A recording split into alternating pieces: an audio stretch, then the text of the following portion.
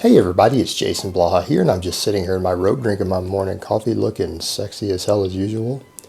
And for those of you who say I don't look sexy as hell when I do these videos in my robe, nobody cares what you think. I didn't ask you shit.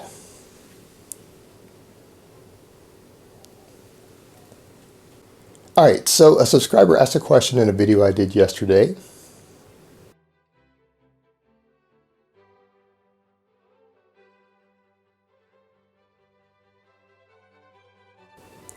And I will annotate that video and link it down below because I basically said that training is in and of itself not really hard work. Some people took offense to that. Most people agreed with me. The overwhelming majority did. Some people don't really understand. But guys, the truth is it really isn't. So he asked the question, why are so many people out of shape and make excuses if training isn't hard work? Well, the thing is, I think we can largely blame lifting culture for a big chunk of that. Not all of it. A lot of people are really tired from their actual day-to-day jobs. They don't have the time or they don't want to make the effort to go to the gym. A big part of that, though, is the way that we within the fitness community, our subculture, has portrayed the gym.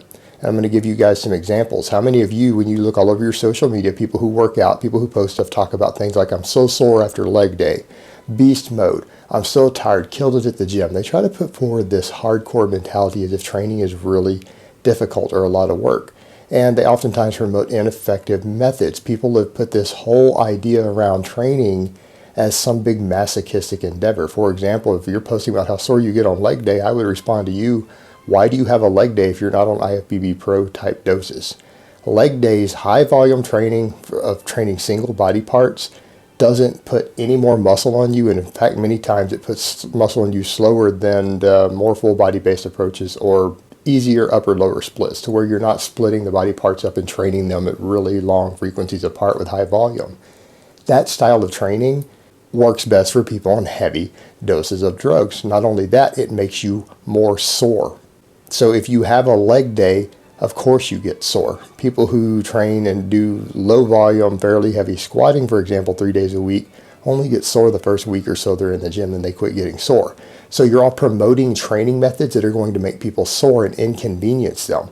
It's not hard work, it's just ineffective, inefficient training that promotes negative side effects with no additional benefits.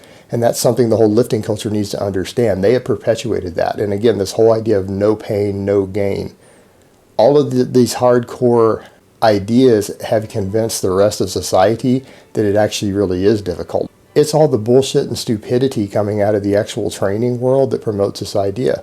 Furthermore, people haven't been told how easy it can be. They can be in and out of the gym in 30 minutes with really efficient routines, not be sore, and glean all the health benefits of training.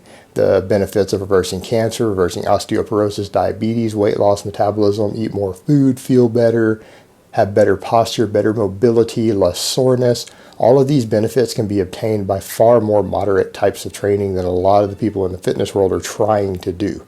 It isn't necessary to train like a pro bodybuilder in order to glean all the health benefits. That hasn't been promoted enough. People have instead focused on the silly hardcore stuff and the discipline, and they make up all these excuses of how hard what they do is, and they perpetuate it over and over so that most people think that. They brag about how disciplined they are, and then all the people who don't realize it really isn't that disciplined or hard buy into it. So it's the overall message people are sending is definitely having a negative effect. If more people just admit it honestly, guys, you can go in and if you're not squatting to failure or anything, you can come in and squat, deadlift, bench press, do some other stuff 3 times a week and get all these health benefits, and you won't actually get sore and you'll just get stronger in recomposition over time.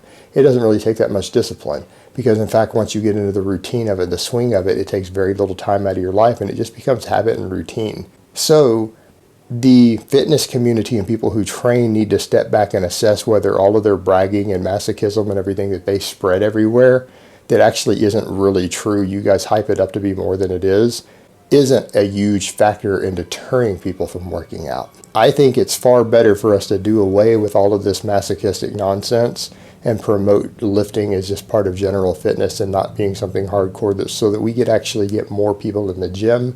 We'll have better health in society.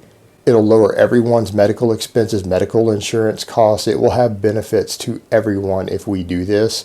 It's far better for us as a society, even those of us who lift, to promote this than it is this silly nonsense of making it how disciplined and difficult all of this is, because it really isn't. So it's important for us to do our part as well. Alright guys, but that's really all I have to say on that today. If you enjoyed this video or found it entertaining or informative in any way, I would greatly appreciate it if you would click like down below. Every like is appreciated, so if you do that, thank you so much. So I hope this has been informative, and I will talk to you next time.